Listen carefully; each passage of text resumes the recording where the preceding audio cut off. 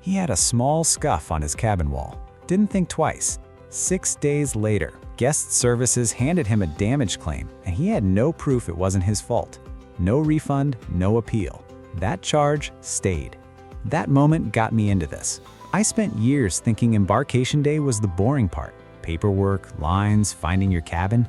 Then I watched that scenario play out, and I started noticing what passengers who'd cruised 20, 30 times did differently in those first 2 hours. It wasn't luck. It was a short list of moves in a specific order before the ship even left the dock. By the end, you'll know all 10, including the question nobody asks that sometimes gets you a free upgrade. That one comes last for a reason. Let's start with the mistake already costing people money before lunch. Before we continue, my name is Ben, and we just launched this channel for people looking for all the tips and tricks for cruising. Our goal is simple, to give you all the tips and tricks no one else talks about. If you'd like to support us and help us create better videos, please subscribe. It's free and it helps us out more than you think. Let's get started. Here's what happens. The doors open, everyone heads for the buffet. Hundreds of people, luggage, narrow hallways, chaos before the ship has left the dock. And I get it, you're hungry, you're excited. What most don't know, the main dining room is quietly open too. Almost nobody goes, and that quiet room is the easiest place on the entire cruise to fix a dining problem. Wrong table, early instead of late, an allergy that never made it into the system. Handle it there, and a maitre d' can open the system, check availability across the entire dining room, and reassign you before dinner service begins. Wait until that first night, and you're one of 200 people with the same complaint, lined up while stressed staff juggle 40 problems at once. Nothing gets fixed. You eat where they tell you, or you don't eat in the main dining room. That's move one, but the second one is bigger. Before you reach your cabin, pull up the deck plan on the app. Not later, now. Find the 3 places you'll visit most: dining room, pool deck, theater, and note which elevator bank serves them. Forward, midship, and aft elevators don't all go to the same places. Learn this on day 1 or spend the week walking in circles. 90 seconds. Remember the scuff on the wall? On large ships, housekeeping turns over more than 1,500 cabins in a few hours before boarding. Things get missed. Stained carpets, broken latches, balcony doors that don't seal. So experienced cruisers walk in, phone out, and record everything. Walls, bathroom, balcony, mini fridge, the safe. Test it, film it. AC controls, toilet flush. 30 seconds. Not paranoia, just proof. Without that video, it's your word against a damage report, and guess who wins? While that phone's out, there's a third move. 30 seconds and it saves you from one of the most expensive surprises on any cruise. Cruise ships run on maritime satellite networks. Your phone connects, even by accident, even while you sleep, and charges stack up at rates that look nothing like your normal bill. Some carriers charge $20 per megabyte on maritime networks, not per gigabyte, per megabyte. A single app refreshing in the background burns through dozens of megabytes without you knowing. I've heard of families coming home to a roaming bill that cost more than their entire cruise. They didn't stream anything, they barely touched their phones. Didn't matter, the phone connected, the meter ran. Airplane mode on, Wi-Fi connected manually, then turn off Wi-Fi assist and background app refresh. 30 seconds. Skip it and you find out 3 weeks later when the bill arrives. Your carrier will not care that you didn't know. 3 moves plus 1 micro win. Now here's the one most cruisers don't even know is a ticking clock. Picture this. 1 in the morning, night 3, bass coming through your ceiling, the nightclub directly above your cabin. You call guest services. They're sorry, the ship is completely full, nowhere to move you. That's your week, every night. Here's what almost nobody realizes. That was preventable, but only in the first hour. The ship is quiet during boarding. Engines idle, venues empty. A faint hum you barely register now, a ventilation shaft, galley prep, and elevator motor, becomes a full volume problem once a few thousand passengers settle in and the ship hits open water. Before you unpack, stand still 60 seconds. Listen. Then check the deck plan. Under the pool deck, chairs scraping at 6 a.m. Under the buffet, carts rolling at 4. Next to a service door, crew traffic all hours. If something's off, go to guest services now, not after dinner, not tomorrow, because every hour the pool of available cabins shrinks. By night 1, it's 0. Cabins sorted, but there's a category of decisions that disappears even faster than a reassignment. Think about what you booked this cruise for: the steakhouse, the comedy show, the shore excursion 3 people told you not to skip. By the time most passengers finish their first lap around the ship, a lot of that is already gone. Once demand spikes, the window closes, available flips to waitlist, and that's it. Miss it and you're refreshing an app all week hoping a cancellation appears. That's not a vacation, that's a part-time job. And cancellations on popular dining and excursions? Rare. People book months in advance, maybe once or twice a sailing. The fix is simple: 30 minutes on the app right after boarding before the buffet crowd finishes lunch. Open every category: dining, entertainment, spa, excursions, and lock in what you actually want. Done. Phone away, vacation on. You know the muster drill's coming, but experienced cruisers do one thing differently.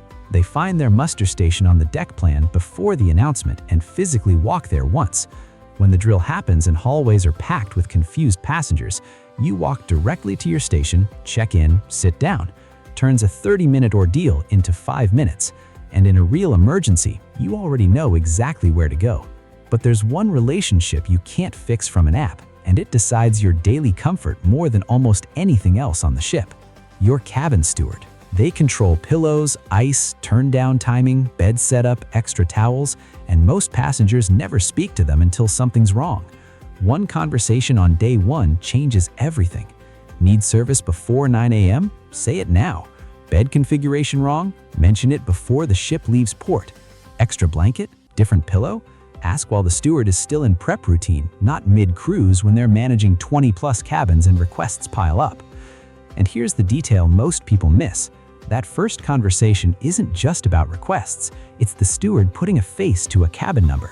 When they know who you are, little things: extra chocolate on the pillow, fresh ice without asking, your room turned down first, those just start happening. We're through a third of the list. Now here's the twist: the next move isn't about mistakes, it's free money almost nobody asks for. Cruise lines know Embarkation Day makes people emotional, excited, overwhelmed, not running the numbers. That's when they push packages hardest. Here's the twist: frequent cruisers report Embarkation Day pricing on some packages is actually lower than mid-cruise. Cruise lines never confirm this, take it as anecdotal, but it comes up enough that one question at the promotions desk is worth it. And the gap is real money. On some lines, drink packages run over $80 per person per day.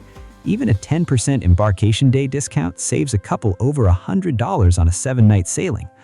Already prepaid? Still ask if a lower onboard rate applies. Worst case, answer's no, you lost 90 seconds. Best case, refund of the difference. While you're in the app locking reservations, open the daily planner for day 1. Welcome aboard showtime? Late night comedy? Casino opening?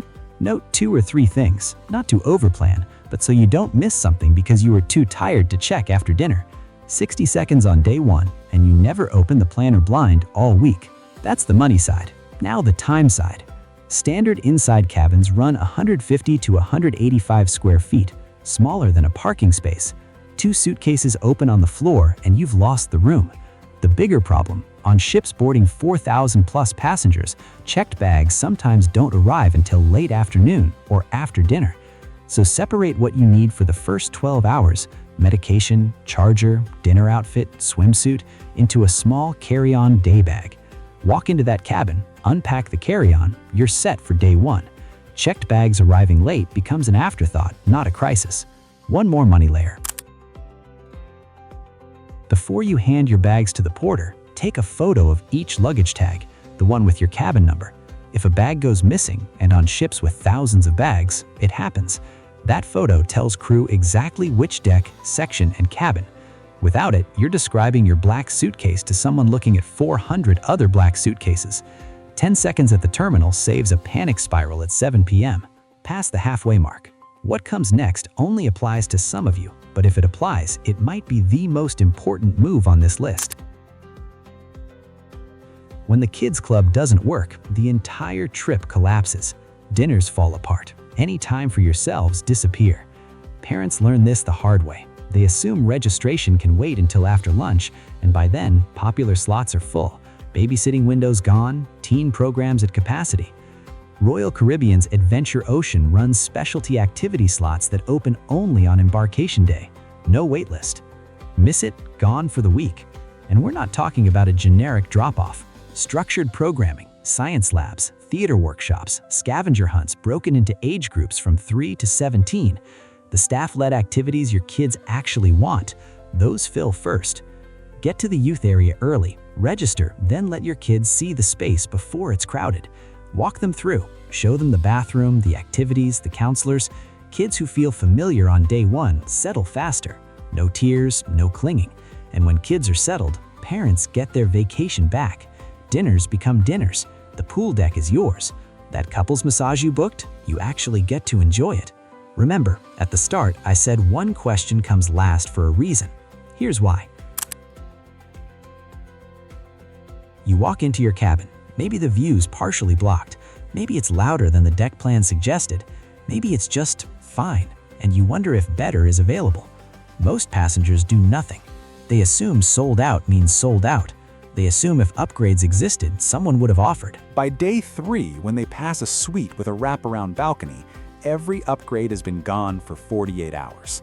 The ship filled those rooms on Embarkation Day through passengers who asked. Here's the reality. No-shows happen. A family misses their flight, a couple tests positive, can't board. Premium cabins, balconies, mini suites, sometimes full suites, sit empty when the gangway pulls back. Cruise lines don't advertise these, but guest services knows exactly which cabins are unoccupied, and they have the authority to reassign them, sometimes for a fee, sometimes free. The question is simple. Walk to guest services after the ship has sailed, not before, they're still processing no-shows, and say, I wanted to check if any cabin upgrades became available after boarding. I'd be happy to discuss options. Polite, no demands, just a question. Most people never ask. Most don't even know it's an option. That's exactly why the ones who do ask, politely, at the right time, after sailing, sometimes walk away with a balcony cabin for the price of an interior. But here's the catch, and this is why the order matters. If you show up at guest services without having done the first 9 moves, you're just another passenger. If you show up having handled your dining, inspected your cabin, secured your reservations, introduced yourself to your steward, and registered your kids, guest services sees someone organized, paying attention, worth helping. That matters, not on paper, but in how people respond to people who are prepared. No exceptions, no negotiations. The people who do the first 9 moves are the same people who get the upgrade on move 10. That's not a coincidence. Let me know in the comments which move surprised you most, and if you've ever scored an upgrade on Embarkation Day, drop that story too. I read every single one. Thanks for watching, and I'll see you in the next one.